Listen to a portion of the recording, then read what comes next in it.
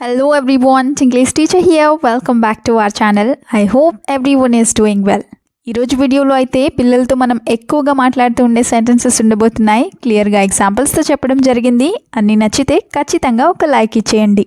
ఇప్పుడైతే ప్రీవియస్ వీడియోలో నేను మిమ్మల్ని 2 క్వశ్చన్స్ అడిగాను కదా, వాటిలో ఫస్ట్ వన్ ఏంటంటే మొండి పట్టుదల లేదా గట్టి పట్టుదల. దీన్ని మనం ఇంగ్లీష్లో పర్సిస్టెన్స్ అని చెప్తాం. అదే ఆమెకు చాలా అహంకారం.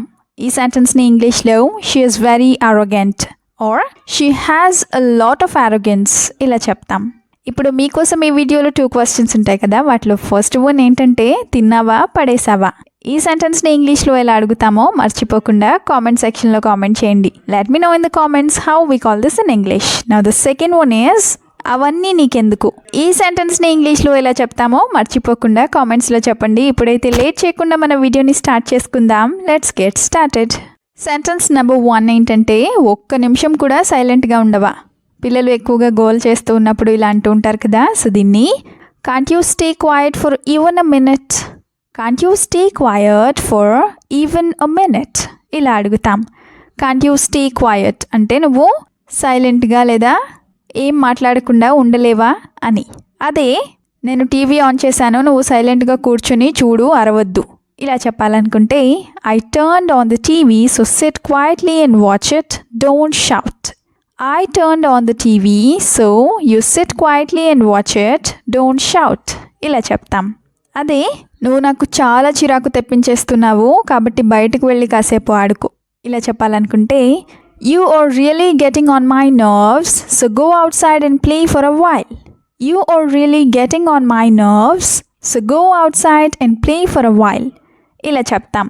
You are really getting on my nerves అంటే ఏదైనా పని మనకి చాలా ఇబ్బందిగా లేదా చాలా చిరాకుగా అనిపిస్తుంది అన్నప్పుడు it's getting on my nerves అని చెప్తాం మనం.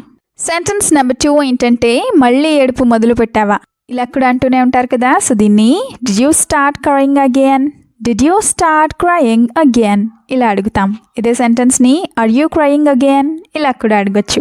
ఇప్పుడైతే 2 ఎగ్జాంపుల్స్ని చూద్దాం. ఫస్ట్ వన్ ఏంటంటే నువ్వు ఎంత గట్టిగా ఏడ్చినా సరే నేను నీకు చాక్లెట్స్ ఇవ్వను ఇలా చెప్పాలనుకుంటే no matter how loudly you cry I am not giving you any chocolates. No matter how loudly you cry I am not giving you any chocolates ఇలా చెప్తాం. అదే ఏడిస్తే నువ్వు ఏది కావాలంటే అది నీకు ఇచ్చేస్తారని అనుకుంటున్నావా ఇలా అడగాలనుకుంటే do you think crying loudly will make you get whatever you want. Do you think crying loudly will make you get whatever you want ఇలా అడుగుతాం.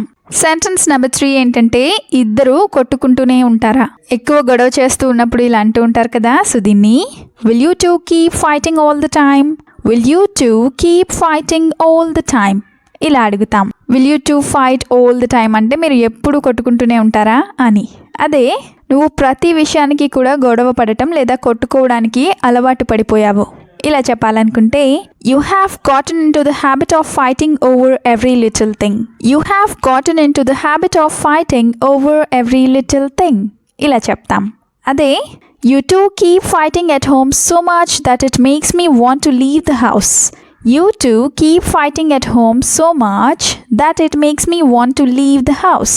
అంటే మీ ఇద్దరు చాలా ఎక్కువగా కొట్టుకుంటున్నారు, దానివల్ల నాకు ఇంట్లోంచి వెళ్ళిపోవాలని అనిపిస్తోంది అని. సెంటెన్స్ నెంబర్ 4 ఏంటంటే తిని చూడు బాగుంటేనే తిను. ఇది కూడా పిల్లలతో చాలాసార్లు అంటూ ఉంటారు కదా, సో దీన్ని try it first eat it only if you like it. Try it first eat it only if you like it ఇలా చెప్తాం.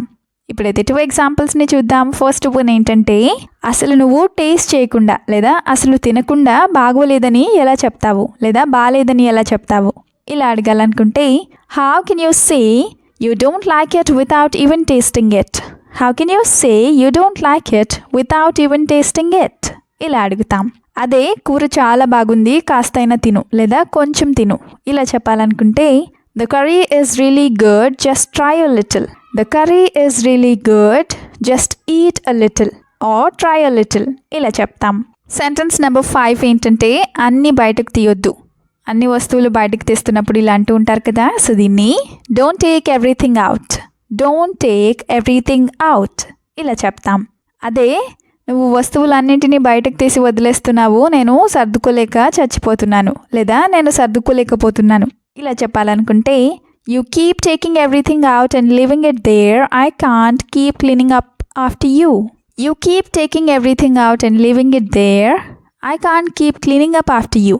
ఇలా చెప్తాం. అదే లోపల ఉన్న వస్తువులన్నీ నిన్ను ఏం చేశాయి, నువ్వు వాటిని బయటకు తీస్తూనే ఉన్నావు. ఇలా అడగాలనుకుంటే what did the things inside ever do to you that you keep taking them out. What did the things inside ever do to you that you keep taking them out. ఇలా అడుగుతాం. నెక్స్ట్ సెంటెన్స్ ఈస్ నీకు school లేకపోతే తలనొప్పి వస్తుంది, లేదా నాకు తలనొప్పి వస్తుంది. ఇలా చెప్పాలనుకుంటే when you don't have school you become a headache, or when you don't have school you become a headache to me. ఇలా చెప్తాం. అదే నీకు చాలా హోంవర్క్ ఉంది, బహుశా నువ్వు మర్చిపోయినట్లున్నావు. ఇలా అడగాలనుకుంటే you have a lot of homework, I think you have forgotten about it. You have a lot of homework, I think you have forgotten about it. ఇలా చెప్తాం. అదే నీకు చాక్లెట్స్, బిస్కెట్స్, అలాగే ఐస్ క్రీమ్ ఇవన్నీ గుర్తుంటాయి, కానీ హోంవర్క్ మాత్రం గుర్తుండదా, లేదా గుర్తులేదా.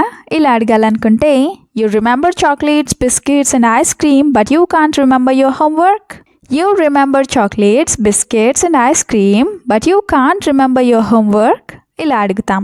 Now the last sentence is ఊరికే ఎందుకలా అరుస్తున్నావు.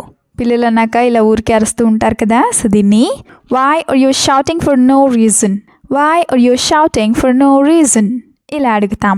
For no reason అంటే ఏ కారణం లేకుండా, అంటే ఊరికే అని. అదే నువ్వు గనక ఇలా ఊరికే అరుస్తూ ఉన్నట్లయితే అందరూ నిన్ను పిచ్చివాడివి అనుకుంటారు. ఇలా చెప్పాలనుకుంటే if you keep shouting for no reason, everyone will think you are crazy. If you keep shouting for no reason, everyone will think you are crazy. ఇలా చెప్తాం. అదే నీకు పిచ్చి పట్టినట్లు ఎందుకు అలా అరుస్తున్నావు. ఇలా అడగాలనుకుంటే why are you shouting like you have gone crazy, or why are you shouting like you have gone mad. ఇలా అడుగుతాం. Thank you so much for watching the video till the end. మీరు గనక ఫ్లూయెంట్ ఇంగ్లీష్ స్పీకర్ అవ్వాలి అనుకుంటే try to practice as much as possible. We'll meet you again in the next video. Until then, keep learning, keep practicing and keep supporting Tinglish Teacher. Have a good day. Bye bye.